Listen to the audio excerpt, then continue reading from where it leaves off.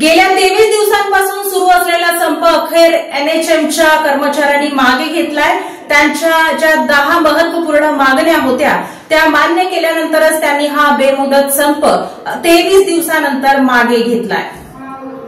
राष्ट्रीय आरोग्य अभियानातील कर्मचाऱ्यांनी पुकारलेला संप आरोग्यमंत्री प्रकाश आंबेडकर यांच्या समवेत झालेल्या बैठकीनंतर बुधवारी मागे घेण्यात आला।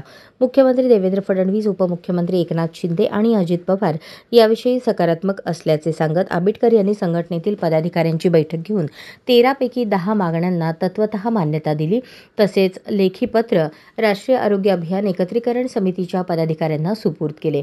त्यामुळे गेल्या 23 दिवसांपासून सुरू असलेला बेमुदत संप अखेर मागे घेण्याचा निर्णय संघटनेने घेतला। 14 मार्च 2024 रोजी झालेल्या शासन निर्णयाची अंमलबजावणी व्हावी यासाठी 19 ऑगस्टपासून एनएचएमच्या राज्यभरातील सुमारे 35,000 अधिकारी आणि कर्मचाऱ्यांचे बेमुदत काम बंद आंदोलन सुरू होते। विविध मागण्यांसाठी आरोग्य सेवेतील 16 संघटनांनी प्रथमच एकत्रित येऊन यात सहभाग घेतला होता।